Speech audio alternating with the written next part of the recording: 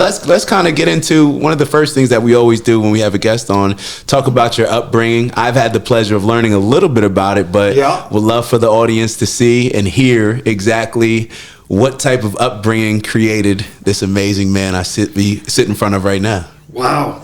Wow. And that's, I won't tear up.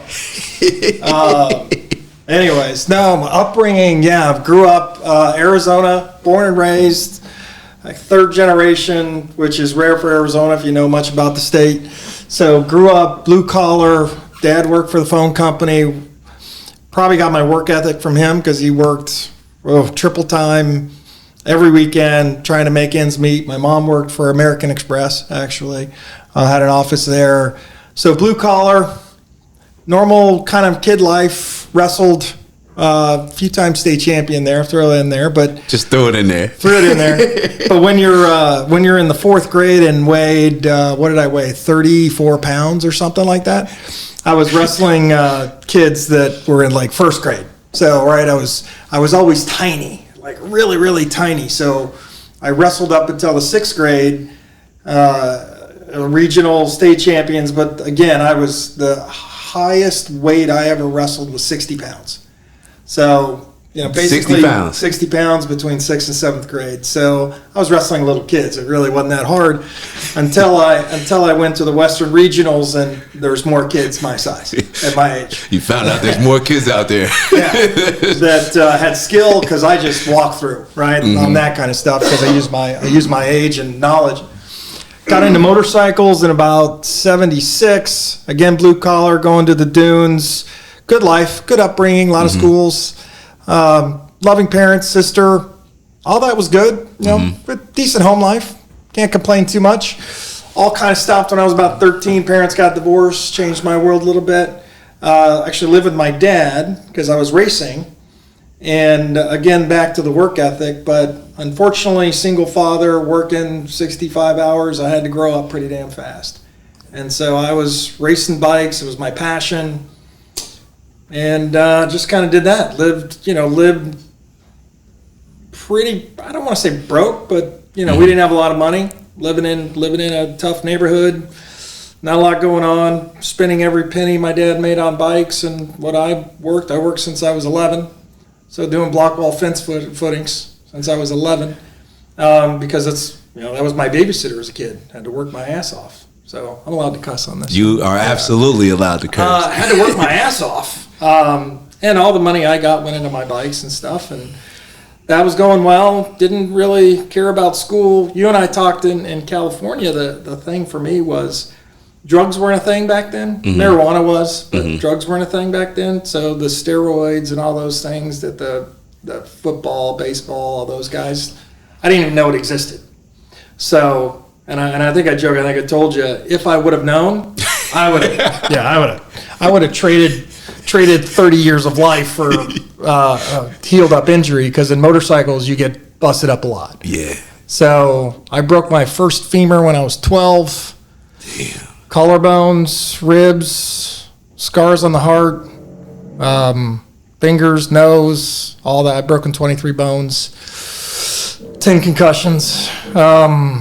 A lot of torn muscles, a lot of other stuff. But that was the upbringing, just hard work, racing, which we talked about. Didn't have a lot of money, so I was at the track. People had motorhomes, big trailers, 5-6 bikes, and here I am on my year-old bike and old gear and going at it. And did pretty well. Turned pro at it's two different levels of pro. If you think just kind of like football in a way. So there's like the junior league, or call it like G League in basketball, and then you got the big time. And I turned regional, if you will, pro when I was about 15, 16. And then I turned professional supercross, motocross when I was about 17. So right after graduated high school at 17, that summer raced the amateur nationals. If anyone knows about motorcycles, amateur nationals, it's like the last thing you do before you turn big pro, where you're on, racing stadiums. And then that funny story there, Anaheim won, which just happened over the weekend, which is a great race if you ever watch it. And broke my femur December 18th on my 18th, basically just after my 18th birthday. 2 weeks before A1, my pro debut, and a broken femur takes forever. So all my sponsors, the next guys up, everything were right behind me. So I raced a couple supercrosses, a couple outdoors, some back then what you would call regional nationals. And that was it. And then I had to get a job. So that's basically what made me, the hard work and perseverance and just nonstop. Yeah, that basically built me today, if you will, working my tail off every day. So here I thought football was a tough sport. Yeah. And here I thought that me, starting getting my first job at McDonald's at 14, 15, I thought, I was doing something. And then I hear, you explain all of, your upbringing. And it's true. I'm a firm believer in, I don't know whether, nature, nurture, but I'm just a firm believer in however you grow up, it's going to shape you to become who you are, and you kind of were in a situation where it sounds like you were forced to take care of yourself, but a lot of other people in that situation don't necessarily make that decision. A lot of people, I was talking earlier to a friend, and we were just discussing how when you're put in certain situations, you learn a lot about yourself. So you fortunately learned a lot about yourself at a young age, whether it was bouncing back from injuries, having to take care of yourself, and even the mental side of, having your parents divorce. Right. I'm sure that played, a toll. What made you go with your dad? That's a great, so learning yourself, it's a great segue into what you just said is my mom was young. When my sister, she was very young, 15, 16, had me at 19, was working, doing well. Parents just didn't get along. They needed a divorce. It wasn't one of those like, oh my God, he or she cheated. It was just like when they grew apart as opposed to growing together, because they were both, my dad got married right out of the Army to my mom, who had a child at 16. So, I'm sure there's plenty of shows that kind of show that kind of world.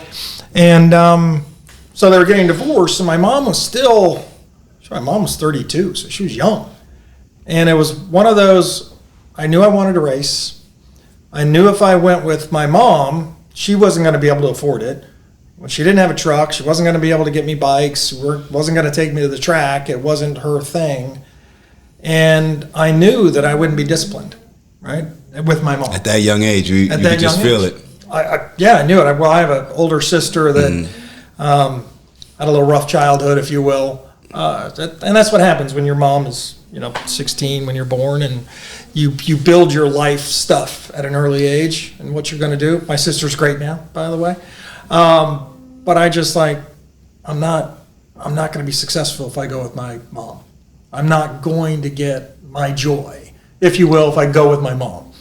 So, it hurt. Obviously, hurt me, but I made the choice to suck it up, live with my dad, and ride bikes. That's a grown-up decision at a very young age. One that I always compare logic versus emotion. That seemed like the very logical choice, and a lot of even me, I'm 35 years old. A lot of people, I'm sure older than me, struggle with that aspect, just making decisions just based on the logic, whether it's relationships. I'm sure we all are in that situation. We're actually we're in currently my girlfriend's little brother's apartment, so we have to be a little bit careful here. But relationships, the same thing. Sometimes we're with people that the emotions keep us in certain situations where, logically speaking, it's like this just doesn't make sense. Well, we talked about it. I was engaged at 19, 20, going to college, junior college, working full time, and it was the same sort of decision as I did when I was 13. I was sitting at lunch with my best friends and best friend's parents, actually mom and sister, and they were sitting just having lunch. They're like, "What do you want to do with your life?"